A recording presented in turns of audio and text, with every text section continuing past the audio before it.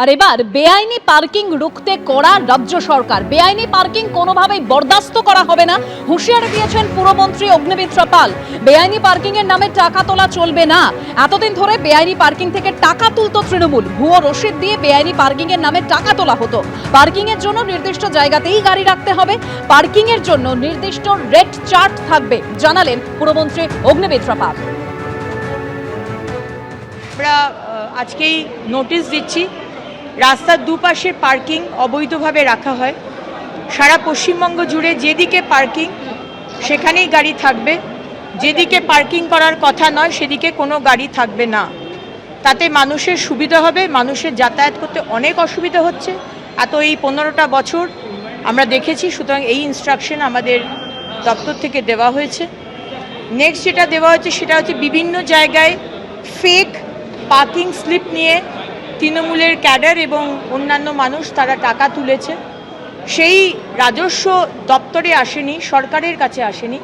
সুতরাং এই নোটিশ আজকে আমার দপ্তর থেকে দেওয়া হচ্ছে, যেখানে যেখানে এই ধরনের ফেক রসিদ দেখিয়ে টাকা তোলা হচ্ছে পার্কিংয়ে, সেগুলি ইমিডিয়েটলি বন্ধ করা এবং একটা রেট চার্ট প্রত্যেকটা পার্কিং লটে রেট চার্ট দিয়ে দেওয়া হবে, যে যার মতো মনের মতো খুশি পার্কিং নিতে পারবে না। অন্যদিকে বিজেপি বিধায়ক বরানগরের সজল ঘোষ তিনি শপথ গ্রহণ করেছেন এবং তারপরে তিনি মজার ছলে মন্তব্য করছেন যে গুজব রটছে আমি কারাগার মন্ত্রী হব। শুনুন।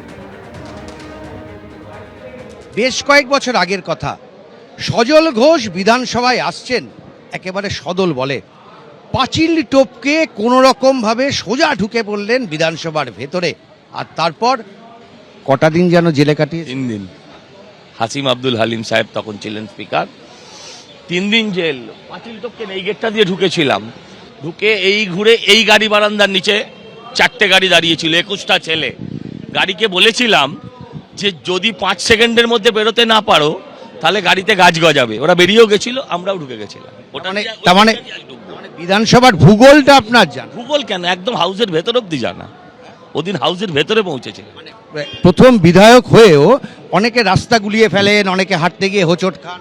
না না, হোঁচট খাওয়ার কোনো জায়গা। এরকম কটা জায়গায় আপনার চেনা?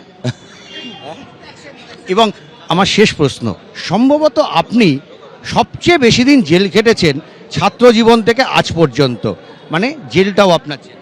একদম একদম। রাজনৈতিক বাজারে গুজব রটছে কারাগার মন্ত্রী হিসেবে। হয়তো বিধানসভায় শপথ গ্রহণের পরই কুণাল ঘোষ তৃণমূল বিধায়ক তিনি ইঙ্গিতপূর্ণ পোস্ট করেছেন, যেখানে তিনি উল্লেখ করেছেন তাপস রায়কে দলে রাখতে চেয়েছিলাম কিন্তু পারিনি, দুর্ভাগ্য।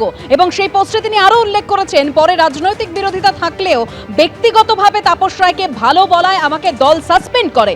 ঘটনাচক্রে আমি আজ তৃণমূলের বিধায়ক ও শপথ বাক্য পাঠ করছি বিজেপির হয়ে জেতা তাপস রায়ের হাতে।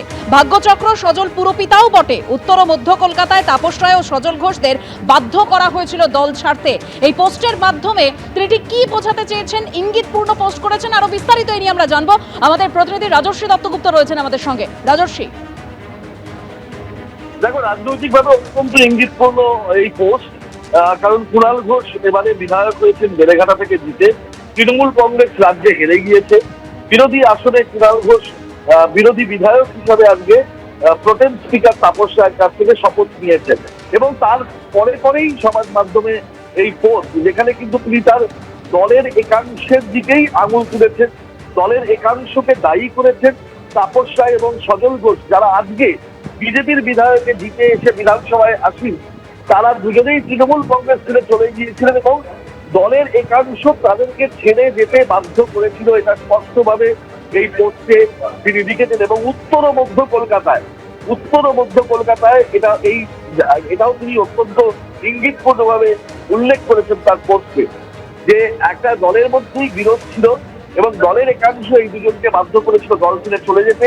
সেখানে কুণাল ঘোষ চেষ্টা করেছিলেন এদেরকে দলে রাখতে, কিন্তু ব্যর্থ হয়েছিলেন এবং এদের সম্পর্কে ভালো মন্তব্য করার জন্য কুণাল ঘোষকে দল সাসপেন্ড করেছিল, এটাও উল্লেখ করেছিল। অর্থাৎ দলের বিরুদ্ধে তিনি অভিযোগ করেছেন। শুধু তাই নয়, এখানেই থেমে থাকেন। আজকে তৃণমূলের তরফে যে এখনো স্বজন পোষণ চলছে, এই হারের পরেও যে একটা স্বজন পোষণ চলছে সেটার উল্লেখ করেছেন এবং সেটা খুব আপত্তির এবং উদ্বেগে, এ কথা তিনি পোস্টে পরিষ্কারভাবে লিখেছেন। শুধু তাই নয়, লিখেছেন এভাবে চললে কর্মীরা তাদের ধৈর্য হারাচ্ছেন এবং তৃণমূলকে চাঙ্গা করার লড়াইতে আত্মবিশ্লেষণটাও জরুরি। এইভাবে কিন্তু তিনি দলকে বলতে পারো তিনি দলকে নির্দেশ করেই, দলকে নিশানা করেই এই পোস্ট করেছেন। এটা বিজেপির বিরুদ্ধে করা পোস্ট নয়, এটা একেবারে তার নিজের দল তৃণমূল কংগ্রেসকে নিশানা করে করা এই পোস্ট রাজনৈতিকভাবে ইঙ্গিতপূর্ণ এবং দলের মধ্যে একাংশ যে দলের ক্ষতি করেছে এটা কুণাল ঘোষ দাবি করছেন এবং সেই উত্তর মধ্য কলকাতার নেতৃত্ব আজও স্বজন পোষণের মাধ্যমে এই হারের পরেও তারা একটা ভালো জায়গায় আছেন সেটাও তিনি ইঙ্গিত করছেন এবং এইরকম ঘটনাক্রম চলতে থাকলে দলে কিন্তু আরো কর্মীরা ধৈর্য হারাচ্ছেন এবং আত্মবিশ্লেষণ করাটা এই মুহূর্তে দলের জরুরি সেটা তিনি বলছেন। অর্থাৎ সামগ্রিকভাবে অত্যন্ত ইঙ্গিতপূর্ণ এবং তাৎপর্যপূর্ণ রাজনৈতিক দিক থেকে সেরকম একটি পোস্ট আজকে বিধানসভায় শপথ গ্রহণের পরেই তৃণমূল কংগ্রেসের বিধায়ক কুণাল ঘোষ করলেন। ধন্যবাদ রাজর্ষি। অন্যদিকে বিজেপি বিধায়ক বরানগরের সজল ঘোষ তিনি শপথ গ্রহণ করেছেন এবং তারপরেই তিনি মজার ছলে মন্তব্য করছেন যে গুজব রটছে আমি কারাগার মন্ত্রী হব। শুনুন। বেশ কয়েক বছর আগের কথা, সজল ঘোষ বিধানসভায় আসছেন একেবারে সদল বলে, পাঁচিল টপকে কোনো রকমভাবে সোজা ঢুকে পড়লেন বিধানসভার ভেতরে, আর তারপর কটা দিন যেন জেলে কাটিয়ে 3 দিন। হাসিম আব্দুল হালিম সাহেব তখন ছিলেন স্পিকার। 3 দিন জেল। পাঁচিল টপকে এই গেটটা দিয়ে ঢুকেছিলাম, ঢুকে এই ঘুরে এই গাড়ি বারান্দার নিচে 4টে গাড়ি দাঁড়িয়েছিল, 21টা ছেলে। গাড়িকে বলেছিলাম যে যদি 5 সেকেন্ডের মধ্যে বেরোতে না পারো তাহলে গাড়িতে গাছ গজাবে। ওরা বেরিয়েও গেছিল, আমরাও ঢুকে গেছিলাম। তার মানে বিধানসভার ভূগোলটা আপনার জানা? ভূগোল কেন, একদম হাউসের ভেতর অব্দি জানা। ওদিন হাউসের ভেতরে পৌঁছেছিল। প্রথম বিধায়ক হয়েও অনেকে রাস্তা গুলিয়ে ফেলেন, অনেকে হাঁটতে গিয়ে হোঁচট খান। না না, হোঁচট খাওয়ার কোনো জায়গা। এরকম কটা জায়গায় আপনার চেনা? এবং আমার শেষ প্রশ্ন, সম্ভবত আপনি সবচেয়ে বেশি দিন জেল খেটেছেন ছাত্র জীবন থেকে আজ পর্যন্ত, মানে জেলটাও আপনার চেনা। একদম একদম। রাজনৈতিক বাজারে গুজব রটছে কারাগার মন্ত্রী হিসেবে হয়তো। এবিপি আনন্দ, এগিয়ে থাকে, এগিয়ে রাখে।